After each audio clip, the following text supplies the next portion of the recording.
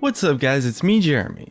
The Mage update is finally out on the PBE and I'm getting a chance to mess around with each and every one of them and bringing you my thoughts on the more interesting reworks one at a time.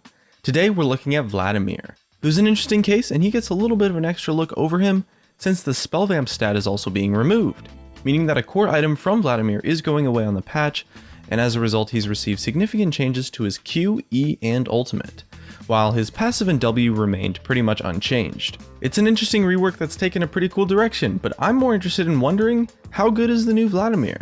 Let's get started.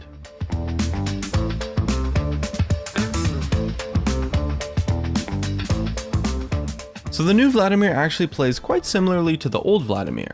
The playstyle of VLADIMIR being like this tanky mage with some interesting mechanics has been really kept intact almost completely, and you can really see that in a lot of the design of his newer abilities. However, it has created some new strengths and new weaknesses, and it does allow him to be a little bit more dynamic overall too. So first off, his abilities. Now as I mentioned, his passive and his sanguine pool as W have been pretty much unchanged. You still get health based off of your ability power and ability power based off of your health as the passive, and he still has the W active to make himself untargetable and deal damage over time while slowing opponents. Both of those things are super cool and a big part of what defines VLADIMIR's playstyle, so I'm glad they were kept intact. His Q now works off of kind of like a resource system.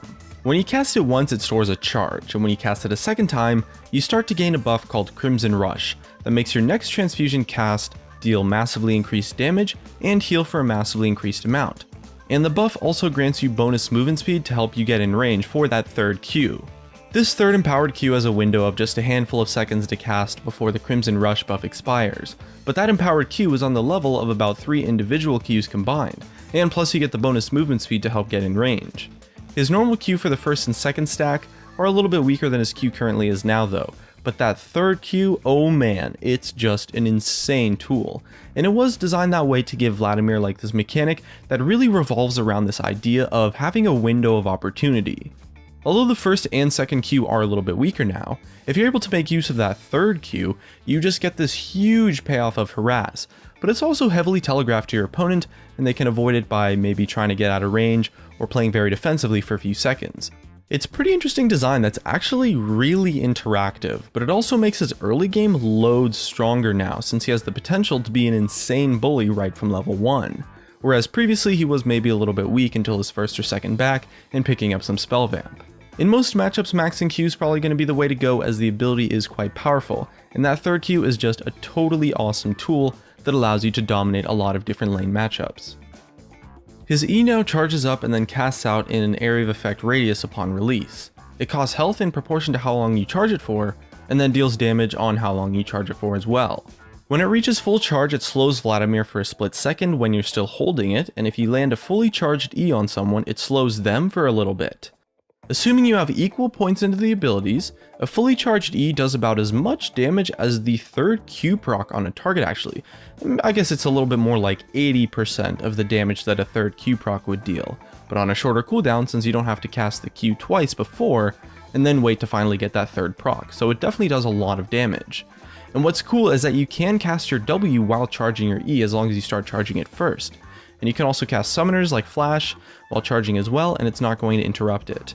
The only thing that will interrupt the charging of your E is if your opponent uses hard crowd control on you, or if you just manually cancel it. And the damage is just really high. It's high enough to where maxing E first will definitely be viable in certain types of matchups, and I found it to be a solid option if you're maybe in an easy lane, or maybe in a lane where you already have a solid lead. The caveat though is that although his E releases in kind of like a Nova outwards from him, it can actually be blocked now by units, kind of like an Ashe volley might. Say for example there's one minion next to you and then there's another minion behind it, the E will only hit the minion in front of you, it's not going to hit the one behind it, and that can be a little bit tricky to deal with sometimes. It certainly makes his wave clear a lot worse, but it also makes the ability a lot more fair to the opponents, and as a result it's allowed to deal more damage because of that, and the delay on it too. But his wave clear has gotten a little bit worse overall. Even though his E still does more damage on demand, it's difficult to position it to land it on the full creep wave most of the time. His wave clear is still pretty solid though for sure, don't get me wrong, and it's certainly more than enough. His ultimate is pretty much the same effect, the only difference is that it now heals VLADIMIR for 50% of the damage dealt from the ultimate overall. So if you hit maybe like 4 or 5 targets with it in a team fight, you're probably healing for like 800, maybe 1000 health, maybe even more. It's a really awesome addition that makes landing Vladimir's ultimate on multiple targets a lot more rewarding and satisfying, which is a really nice addition considering his ultimate would often feel a little bit underwhelming before. It also makes it a lot better in 1v1 scenarios in long drawn out fights because of the heal, and it's another strength that is super powerful versus bruisers and tanks in lane. Overall, Vladimir has had his wave clear go down by a little bit, and his laning phase sustain has gone down a tiny bit as well, not that much though. The exchange is that his teamfight utility is a lot higher, and most importantly his early game power has skyrocketed. The power of that third Q harass is just insane. At level 1 it's hitting people for like 150 damage, maybe even more, and it keeps the same level of power for the entire laning phase. Vlad has become a huge lane bully now right from level 1, but since his E does slow him upon casting, he's still quite short ranged. In the top lane he's getting loads of good matchups that work out quite well, but in the mid lane it can be a little bit of a struggle versus harass heavy mages that outrange you. The new mechanics on his abilities are really cool, but also really fair for the opponents. So although he is a lot stronger in the early laning phase, there's still a lot of room for the opponents to get a fair fighting chance, so it's actually pretty sweet.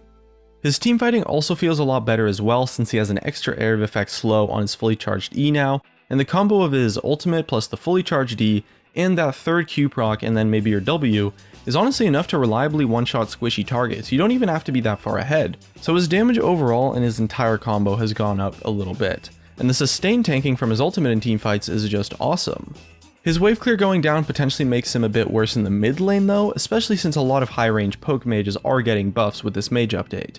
But overall this Vlad rework has showed a lot of potential in my time playing him, and dominating the early laning was super fun, and overall he felt quite powerful. Most importantly though, this Vladimir rework is honestly really what a champion rework should be like. His core mechanics that defined his playstyle were unchanged, and the abilities that were changed received a lot of changes to improve their design and just add in extra healthy gameplay elements, but they still feel the same to play with.